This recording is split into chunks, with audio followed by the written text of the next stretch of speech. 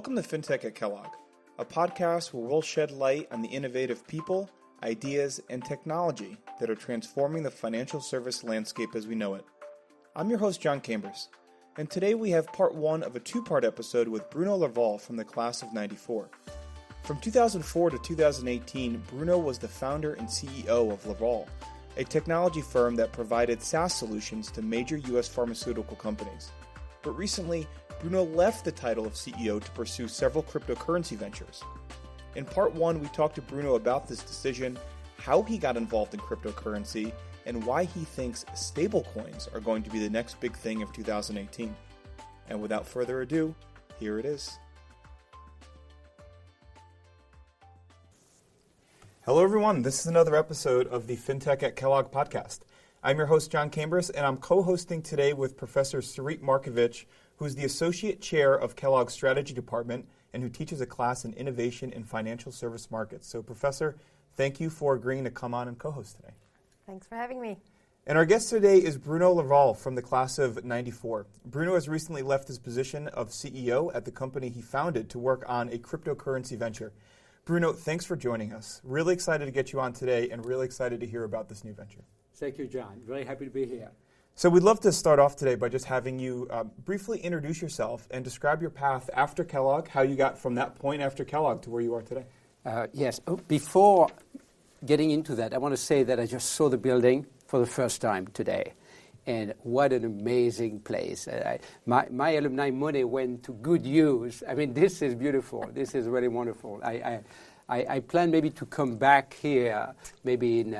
There is some sort of remedial classes that I could join, maybe your class, Professor. So you should. I hope I will. So yes, I graduated in '94. The building at the time was a very small building on the other side of the campus. And I'm from France originally, as you can tell from my accent. I live in San Francisco. After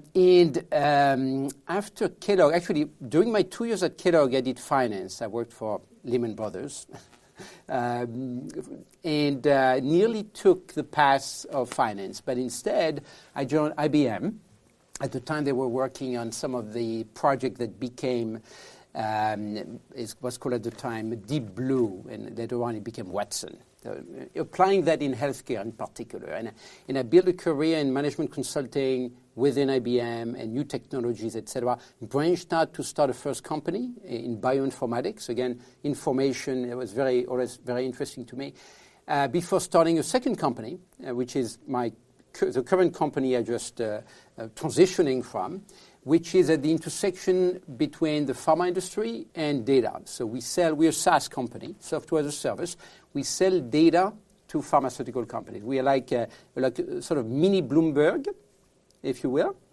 And I built that company over many years. We have about 100 people. What's unique about it is that we're completely distributed. We have people all over the world. My executive assistant is in Mexico. My head of people ops is in Colombia. And my new CEO, who I just promoted to CEO, is based in Detroit. I actually never met her in person. I worked with her for 8 years. She's wonderful. I could work for her very easily. She's really incredible. And I decided, as you alluded to, a few weeks ago, more than a few weeks ago, but a few weeks ago it became effective, to transition from being the CEO of the company to be chairman. And Aviva Friedman is now the CEO. And I decided that because, first, I don't think they need me anymore. They're doing very well without me. But also because I feel that the field of crypto right now is a really unique time in business. I don't think there's any other time in the history of business where you had so much change and so much economics as well at stake in such a narrow period of time. And so I'm very excited about it. I think it's going to change a lot of things, and I decided to be part of it. Well, it's really interesting. So was there one event that led you down the crypto rabbit hole? Usually someone says, well, I read an article that was really interesting, or I had a friend explain it to me, or I came across it on Hacker News. Was there that one moment that you heard about it, and from that point, this is what you knew what you wanted to research? So I did purchase a few coins back in 2013, and then I forgot about it for some time until the market reminded me that there was something there. It's the best way to do it. Buy them and forget about it. So, and then it became apparent to me that it was something really, really serious happening. And I went through the bubble, the internet bubble, which in my view actually never really went down because in a sense, Amazon and Google came from that bubble. And in aggregate, these two are huge. So in a way, the bubble never went down. The pets.com exited. The souffle went down a little bit. The pets.com left. So I went through that bubble, and I felt that it was a little bit the same thing with two differences. Number one, I felt that we were not in 1999, despite the crazy valuation, but we were actually in 1994 or 3.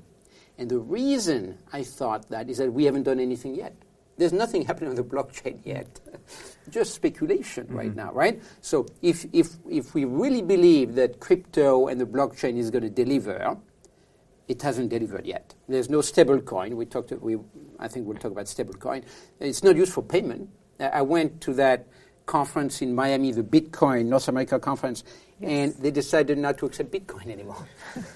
Why? Because it's too, right? It's not stable enough to be a good method of payment. And so it feels that it's still very, very early. That's one reason. The other reason is that potentially it could be bigger than the internet. Now, who knows? But certainly I believe it could be, and the reason it could be is that the internet is about information, really, and crypto is about value, trust, and money. And when you can think about all of the applications of programmable money in dealing with trust and value embedded into software, as opposed to dealing with really information, intuitively, I think that has to be bigger and more important. So that's why I decided I'm still very young. This is a time for me to get into this field. One thing you mentioned just now was this idea of a stable coin. And one of the criticisms of cryptocurrency in general is that there's too much volatility. So if something's too volatile, then we can't make anything of substance on a blockchain, right? If the price is going to move up and down. Stable coins aim to solve this problem. Now, there's centralized stable coins, like Tether would be an example, and then there's plenty of decentralized stable coin projects. Can you talk a little bit about stable coins in general for our audience that may be unfamiliar, maybe describe what a stable coin is, and then just talk about your interest in them? Yeah, sure. So the reason why the current currencies are not good for payment really is that they're too volatile. So I don't know how much really I'm going to pay for something because it's changing so much. And we were talking before this meeting, we were talking about Venezuela, right, when inflation is such that the second beer you're getting might be twice the price of the first one, because during a single day, the value of the currency changes so much. But in a way, the current cryptocurrencies are also way too volatile to be payment system. Now, the original promise of crypto is to pay stuff, to pay for your coffee, to pay for your for anything you want to buy. Now, that's not happening yet, and to do that, we will need to do something stable enough.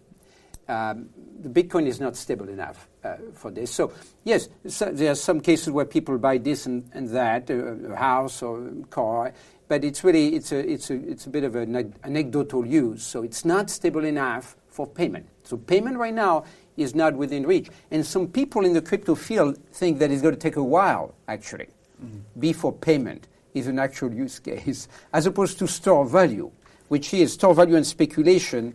Especially speculation, are current use cases that work. So in order to do payment, you need a stable coin.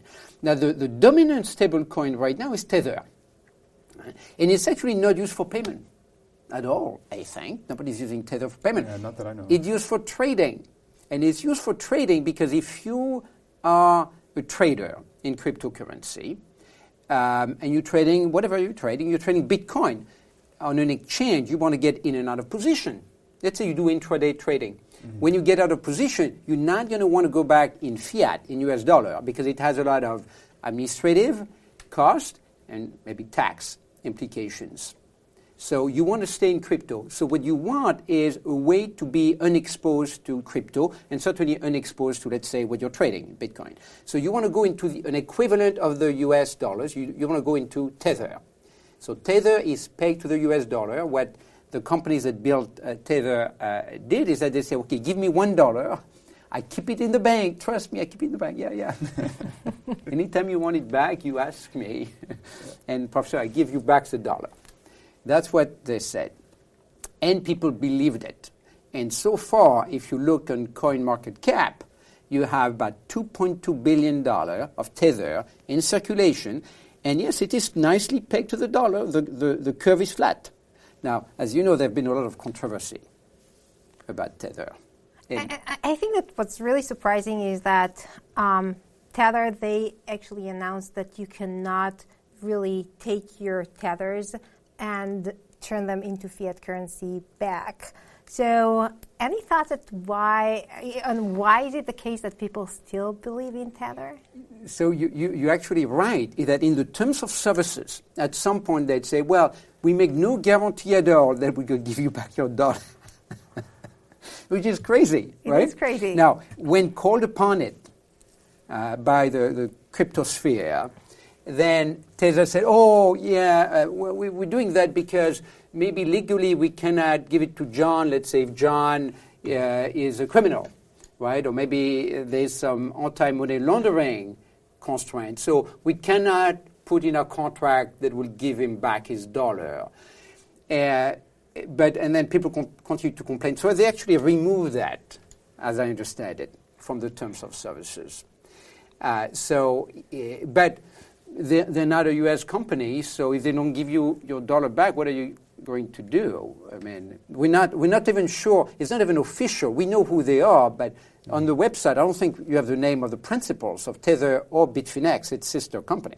No, you do not. Yeah, there's only a few people that I think have been pegged to Bitfinex, and then the idea is that there must be a working relationship at the very least between those two. But there's not much that we know. There's a lot of directions that we can take this. So, I think that the natural follow-up is to say, okay, a blockchain is supposed to create trust in a system, and it's supposed to be secure, and it's supposed to be immutable. Tether is not trustful, or there's not a good reason to trust Tether, and it may or may not be secure. And it just seems counterintuitive to use Tether if you're interested in blockchain in general. So there's got to be a better way to do this, right? Yes. And that's a mystery of Tether. I know there are papers, and Professor, you wrote some on this topic. So there's a big mystery about Tether. Maybe one day there's a book or certainly a case study to be written fully about Tether. So is the money there? Is the money not there? Their argument is that they cannot tell us where the money is, otherwise it would expose them to too much. So there are legal reason and practical reason why they don't want to tell us where the money is. People think it's in Taiwan, and so they hired an auditor. Then the auditor and them parted way. We're not sure who fired whom. So it is problematic for sure. But the point I always make is that if there are two schools of thought. One school of thought is the money is not there. A big chunk of it is missing, right? They took $2.2 billion of dollar, and they took it away. And so, Professor Markovich, when you want your dollar back, it's not going to be there. Unfortunately. So I'm sorry. So that's one scenario. But now the other, and in cryptosphere, we love conspiracy theory. Mm-hmm. So that's flourishing all over YouTube and all over Twitter. Now, my view is a little bit different, which is that if that were the case, why would people still trust Tether? The market cap hasn't gone down, so people are still using Tether the way they did before, and the price per coin is still at 1. How would we explain that? Now, one could say, well, Bitfinex is really the place where people are using Tether, and they're in cahoots with Tether, so funny things are happening there. Possible.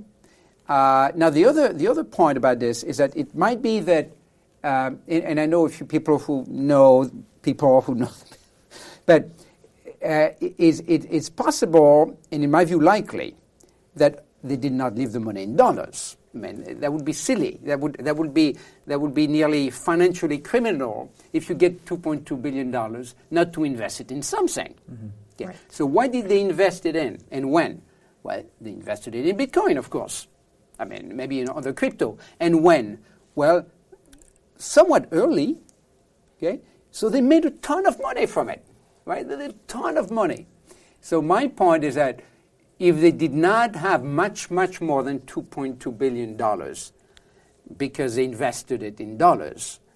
You mean the equivalent of $2.3 billion?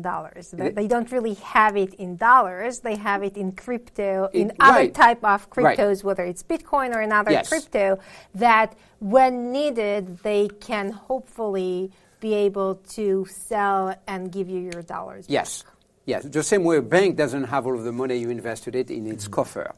But doesn't this lead us into the same situation that we would get in with like the 2008 housing crisis, where there's people maybe Bitcoin goes down and then there's a bit of a run on Bitcoin, so they want their tethers, and then in order to get their tethers, Tether then has to sell Bitcoin, and that's going to create a further downturn. And so you're absolutely right, especially now. Then it went down 70%. Mm-hmm. I mean, it went back up 20%, but right. Yeah. So now actually it's maybe they invested in Bitcoin. They made a ton of money, but now Bitcoin went down 70%. I have no reason to say one thing or the other. I think they have more than $2.2 billion, but I'm not. They don't pay me to say that, and I have no interest to say that or to say the reverse. There's that guy that I listen on YouTube that I really like. His name is Richard Hart. I don't know if you follow him. He's an anti-Roger Ver type. And he's a bit of a Bitcoin maximalist. And he believes also that the money is there. Very few people believe that. Most people believe the money is not there. Yeah, I think Bitfinex's Twitter account has done a good job driving the social message that it's not there. Yes. But I think that brings up another interesting question in terms of the sustainability or overall the value that a stable coin is going to be able to create, in terms of it's always going to be the case that you're going to have tons of fiat money given to you. Mm-hmm. And then you're always going to have this question in terms of, okay, so what are you going to do with it? Yes. And one way for you to go is to invest it in crypto, and then that is very, risky. Right. Another way to go is to invest it in other type of investments, but they can be as risky, or it is still going to be the case that as long as you are pegging something to the dollar or to any other fiat currency, you have these tons of fiat currency sitting somewhere. What do you do with it? Yeah. And the key decision is, do you leave whatever money you raise on the blockchain and with visibility, or do you take it off the blockchain in a Taiwanese bank or in gold or in anything else outside of the blockchain? And both are pluses and minuses, of course. But if we were to start a new stable currency, the three of us, and raise $1 billion, we will have that question to answer. And of course, the different coins are doing different approaches to stabilizing, but it's not that easy. So MakerDAO, of course, they have two coins, and TrueCoin, others, different approaches. So there's a lot of, I guess, expectations about getting a stable coin to work with trust. Crypto was supposed to be trustless, but turned out we still need to trust. Let's talk about MakerDAO. We've talked a little bit about centralized stablecoins, but a lot of teams are working on decentralized versions of these. So what is MakerDAO, and what's the significance of MakerDAO? Right. So I have to give the caveat that I'm actually not an expert in MakerDAO. So I understand a little bit, but both of you are going to have to add color to what I'm saying, or correct me if I'm wrong. So my understanding of what MakerDAO does is that they have two coins. They've been around for three plus years, I think. They have two coins. One that is floating, meaning that it could go to the moon, as we say in crypto parlance. It could really go way up. right? And the other one, they're supposed to be stable, supposed to be pegged, probably to the dollar. It's supposed to be flat. And the one that is going to the moon is supposed to provide the collateral, the resources to stabilize the other one. Okay? So that's one element. The second element is that my understanding is that they leave all of that currency on the blockchain, and they do loans. They do margin facility loans. And the value of this is that the money is still visible on the blockchain. It's not going, like with Tether, in a Taiwanese bank or wherever it's going. So you can see it. You know it's there.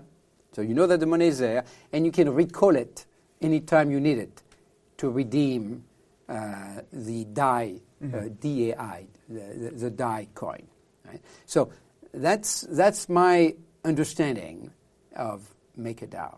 Yeah, and I think one of the big concerns there is the fact that, this is something we talked about before this interview, if there is a black swan event and all of these DAI, the currency that is stable and is pegged, is tied to, say, the Ethereum blockchain, and Ethereum goes to zero, won't this take the stable coin to zero? And getting back to your original point about payments, if there are long-term plays here with stablecoins and long-term needs for them, and one of those is a payment system, if there's any possibility that this will go to zero, won't people want to then just trust U.S. dollars or trust fiat currency, and then we're back in the same position that we started with? Right. Well, that is true. My view is that the stable coin near term is not going to be used for payment anyway. And the reason I'm thinking that is that I don't think anybody is using Tether for payment. Well, I think that has to do also with all of the scalability issues that you have with blockchain, and we still have lots of technological advances that are needed for it to become actually a payment system, I believe. You know, you're making a very good point, because where would it be used for payment? It would be used in Zimbabwe, in Venezuela, where inflation is 10,000% a year. Right. Okay, but in these countries, is the wallet, the technology, is it there to support? We are saying, for example, that in Zimbabwe, if we want a stable coin to be used peer-to-peer, it probably needs to be of course, in your phone. It needs to be in a way that your phone doesn't need to be connected while you're transacting. So, John, I say I meet you, I want to buy something from you. You got your phone, I have my phone. We want to use a stable coin to pay each other. We need to be able to do it even if the connection is not there. So you're right, there are some, and these countries is the first place, in my opinion, where payment really will take place. Because otherwise, in the US, you got Venmo, right? Does a pretty good job, PayPal, right. Venmo. In India, and I go to India all the time. Every year I go to India. I love India. I go to India so often, and I know so many Indians that I confuse Facebook algorithm. It thinks I'm Indian. It sends me advertisements saying, "Do you want to meet other Indians?" But so in India they have Paytm, so it's like Venmo, and it works very well. Everybody is using Paytm with their phone. It's not crypto, so you need to have a bank account. So for the 2 billion people who are unbanked, that doesn't work, and people who have a situation like in Zimbabwe, that doesn't work either. So maybe you're right, Professor, is that the conditions are not there yet for these coins to be used technologically. Yeah, now that's an interesting point. So I just heard about a project yesterday that's saying, well, most people, in the long term, like most people are going to want to access this stuff on their phones. And they're going to want to connect in some way to a blockchain. So let's go back to Ethereum. They're going to want to connect, and they're going to want to read the Ethereum blockchain on their phone, but the phone can't run a full node, and it won't be able to for a while. So this project is trying to make it so you could actually run a full node or read a full node on your phone. So you're not relying on another service to read that node for you, which is happening now. Now, from what you're saying, it sounds like if that were to happen, so let's jump out 2 or 3 years, then you could potentially do payments in a country like Zimbabwe. Now, the next follow-up to that is, does Zimbabwe, say, need their own coin to do that? Could we go to another blockchain, like a Stellar Lumens, which is coming to consensus every 2 to 4 seconds as is, and each block is producing, say, 10 to 15,000 transactions. So that seems for the foreseeable future like it's large enough to do payments. So then why would Zimbabwe need a stablecoin? Mm-hmm. Well, that's such an interesting question. And of course, there are many views on this. Some people who are a bit maximalist about crypto would say, no, we want to get rid of these fiat government-controlled money. But the government, the idea that a country or geography has its own currency is an idea that has a lot of history behind it. And in some parts of Europe, you have these local currency, even more local than a country, right? So there is a certain value for, clearly a government without a currency, is it really a government? They cannot do much. They don't have the ability to use a currency as a tool. They're losing one of the primary way they have to make money as a government, which is to print money, right? Which is like a tax on everybody, right? And so if a country cannot use inflation as a way to raise revenue, it's missing one of the main tools it has to be a country. So if really crypto kills the national currency, that would be perhaps, to a degree, the end of nation states, right? Now, that's a maximalist view, and some people believe that, or they want that. It becomes politics and philosophy. But a more moderate picture is that each country will have its currency. The same way Lithuania has a currency. Now Venezuela with petrol, and Russia, ruble, and maybe Zimbabwe with the Zimba coin. Now, if the Zimbabwe government develop the Zimba coin, in a few months, it's going to become like the Zimbabwe dollars. It's going to be huge inflation. And so someone else in Zimbabwe should probably develop or underwrite a private coin. It's going to be more about virtual currencies, that you're taking all of your, fiat currencies and you're making them digital rather than, the paper money, but the underlying, control that the government has is going to be exactly the same as you have with the fiat money. And I agree with you that it's not clear whether getting rid of it is actually something that you want to have, and what exactly are going to be the implications of that. You could imagine that the IMF or people investing in Zimbabwe would say, well, here's your currency, Zimbabwe government. Okay, you can use it. It's an e-currency. It works well. We audited the smart contract. Everything works well. Except that the smart contract only gives you up to, let's say, 30% inflation a year. And you cannot change that, up to 30%. And by the way, if you behave well as a government, we can give you the key to get to 50%, right? Or if you don't, maybe less inflation. You could imagine that the currency will be controlled by the IMF.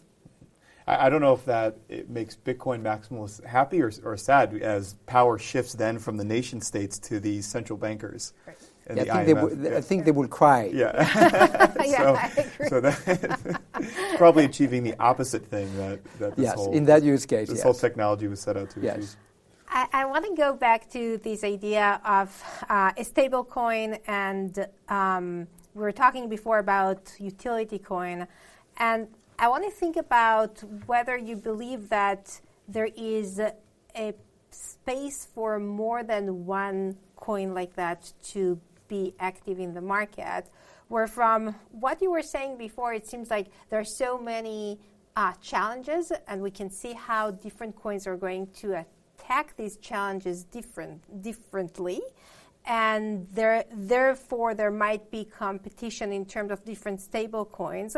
But then if one is going to do a better job than others, then we're going to see this one sustaining and becoming the leader in the market. But then so how do you think about competition in this space? Yes. So, well, first, it's a wonderful time of explosion of possibilities. Some people use the term Cambrian phase, like the Cambrian evolution, an explosion of biodiversity. And at some point, it narrows down to less. Right now, we have probably close to 2,000 coins already. And most of them were generated over the last 12 months. It's incredible. So the question is, some of these coins perhaps will be natural monopoly, that we want only one of this one. Others will be, no, we can have multiple flavors, and some people will have coins that are pegged to the dollar, coins that are pegged to oil, like the petrol, coins that are pegged to gold. People have tried that already, not great successes yet. I was in Singapore at that crypto conference, and there was a group that was trying to create a stable coin through securitizing and tokenizing diamonds, which might be a tall order. But so my